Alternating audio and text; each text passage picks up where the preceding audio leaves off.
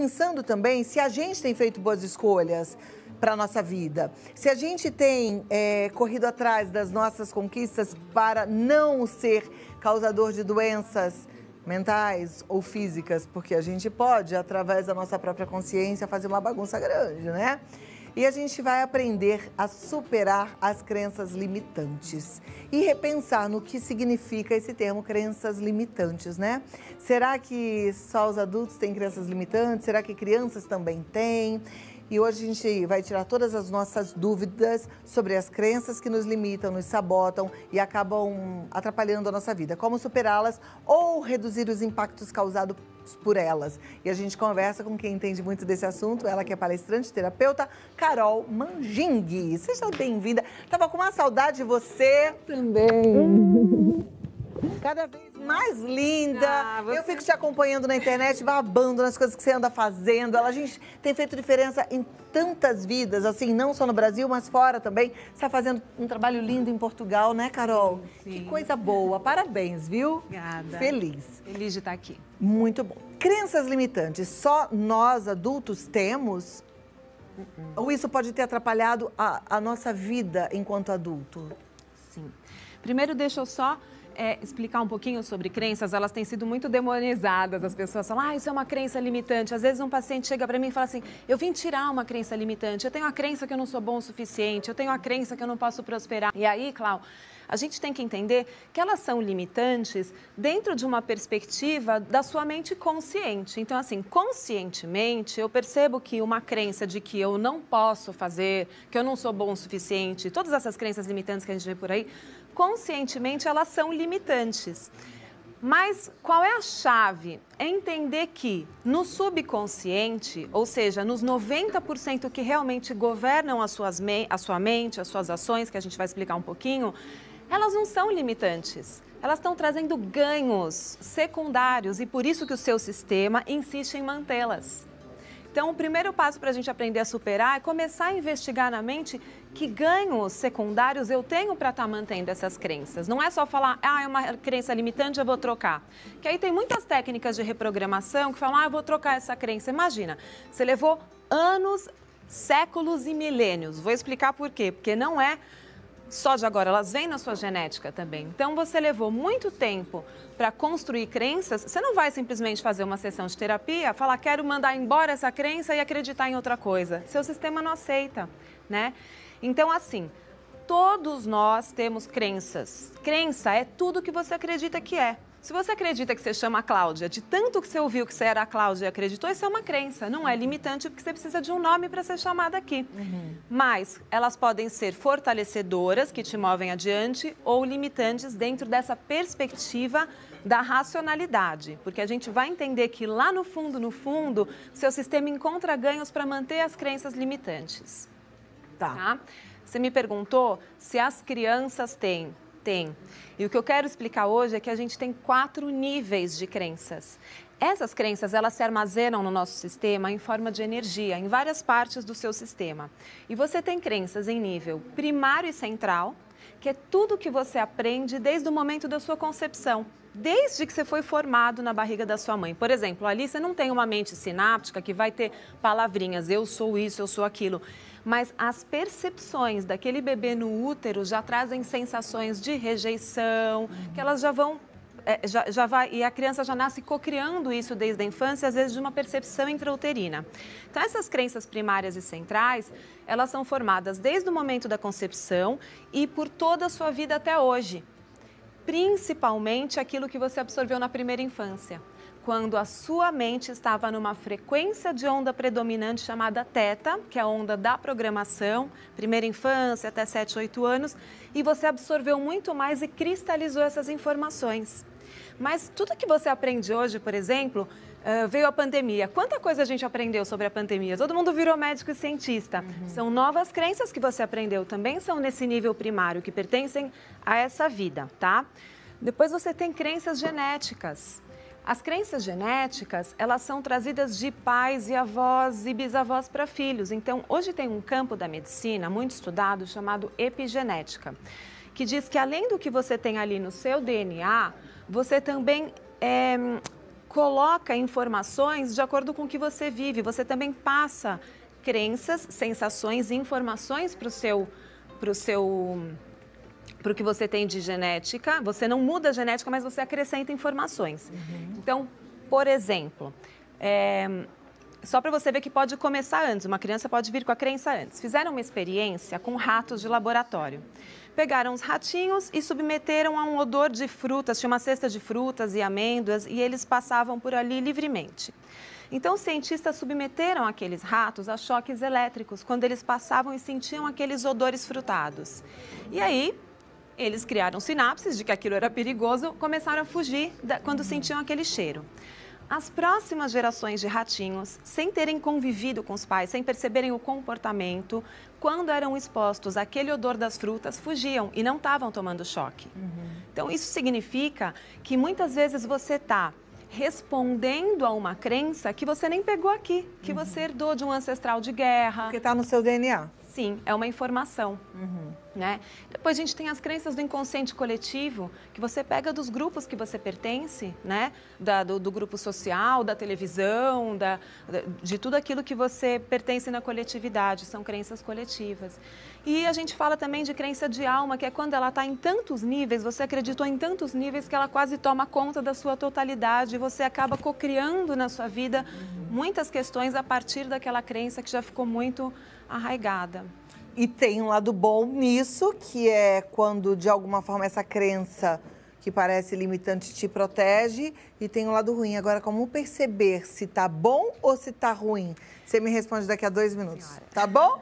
Vamos lá, gente. Ó, tô gostando desse assunto, hein? Nunca tinha ouvido falar dessa forma, que faz total sentido. E a gente precisa entender que nem tudo é ruim, que tem coisas que nos ajudam e que nos protegem. Olha que coisa boa. Como é que a gente saca se é uma crença limitante que tá indo pro lado ruim ou pro lado bom? Então, na verdade, a gente não vai atrás da crença limitante, a gente vai atrás do padrão impeditivo, né? Então, por exemplo, você vai procurar um terapeuta, você não sabe as crenças que estão aí. A gente tem que entender que as crenças, elas se formam em blocos, Clau. Então, você tem uma crença que chama crença base ou crença raiz.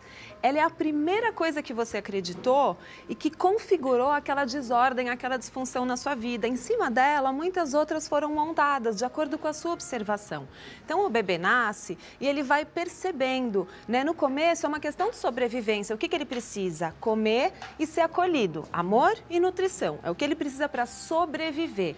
Então, esse sobrevivente que ainda está dentro da gente, ele começa a fazer aquelas primeiras percepções. Ah, quando eu choro, minha mãe me pega, né? Então, são sinapses que vão sendo formadas. Então, ali você às vezes pode ter uma raiz. Em cima daquilo, de acordo com o que ele foi vivendo, ele foi aprendendo que chorando ele tinha atenção. E aí ele foi cocriando outros desafios na vida dele e foi aprendendo, talvez, começaram a chamá-lo de chato por causa disso. Então, eu também sou chato. Então, entende? Elas vão se aglutinando conforme suas experiências. Se a gente só chega e olha uma crença e remove, você não resolve o problema. Então, você tem que olhar para a crença raiz. E olhar para a crença raiz é você começar a perguntar na sua mente quando começou aquela situação. Um pouco de... Claro que a terapia facilita muito, mas se você quiser em casa começar a investigar, você pode olhar para essa energia daquilo que você está sentindo hoje, do que está te impedindo. Por exemplo, eu nunca dou certo num trabalho. Por que você nunca dá certo num trabalho? Porque toda vez que eu entro, o meu chefe invoca comigo e me manda embora. Isso é um padrão? Se você começa a perceber que tem um padrão, ali com certeza tem uma crença limitante, que é o gatilho que vai fazer você sempre criar aquilo na sua vida. Porque a crença cria um modus operandi, uma forma de fazer alguma coisa. E que você acha que está disfuncional, acha que está te limitando, mas é porque o seu subconsciente está buscando um ganho. Entende? O que é um ganho? Vamos supor que você nunca consiga dar certo no trabalho. Mas dessa forma, seus pais se preocuparam muito com você. Aí eles começaram a te ajudar, começaram a cuidar, e sua mãe liga, e se preocupa, e vai atrás das coisas, e te ajuda financeiramente, e você poupa energia, e você fica em casa, não sei o quê. São ganhos que, por mais que você fale, não quero essa vida, o seu subconsciente está gostando de manter. Nossa, a gente falou ainda há pouco sobre dependência química, tem muito disso na dependência química, né? Você vê, a mãe fica viciada no comportamento do filho, fica viciada em ter aquele assunto, em ter aquele problema, porque isso vai dar para ela a atenção das outras pessoas, a preocupação das outras pessoas. E o filho também fica viciado naquela doença, naquela compulsão, porque vai ter a atenção de toda a família em volta dele. Cria uma codependência, depois eles viram guerreiros, né? E aí...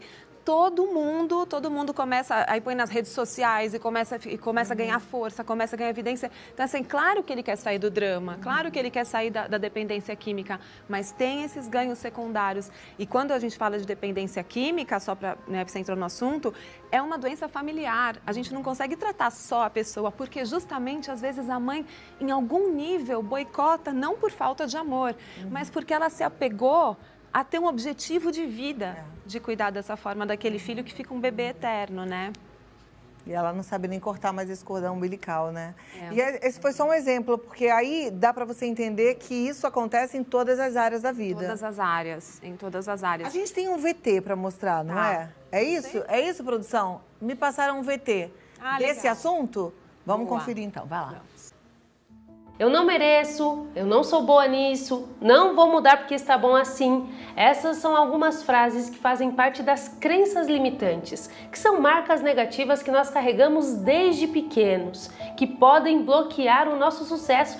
Fazem parte das crenças limitantes, que são marcas negativas que nós carregamos desde pequenos, que podem bloquear o nosso sucesso e a nossa caminhada. Eu vou conversar agora com o Emerson Gomes, ele que aprendeu a identificar essas crenças bem novo e conta pra gente como foi esse processo. Como você aprendeu a identificar as crenças limitantes? No período de graduação em publicidade, a gente começou a ter contato em relação à psicologia, entender um pouco filosofia, antropologia, e um dos assuntos que se tocava era sobre crenças limitantes.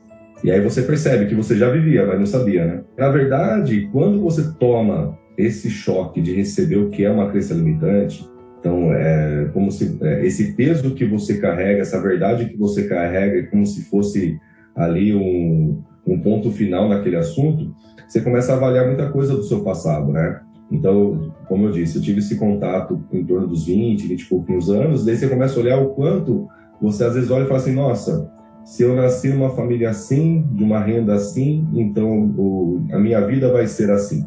E isso a gente tem desde pequeno. Eu acho que durante um período da minha vida eu fui até muito tímido, né, de repente não querer me expor demais, até mesmo com medo de uma negação, né? Poxa, mas será que vai dar certo? Se hoje eu me vejo, é estranho, né? Porque hoje eu me vejo palestrante, hoje eu me vejo podendo conduzir aí 2.000 pessoas, 3.000 pessoas numa boa, sem pensar em julgamento, sabendo que eu tenho potencial para estar lá e para fazer, de repente, o que eu quiser. Só que quando você é mais jovem e por causa dessas crenças, você tem medo de se expor, né? Então vamos lá pro palco, vamos apresentar trabalho, olha, vamos testar isso.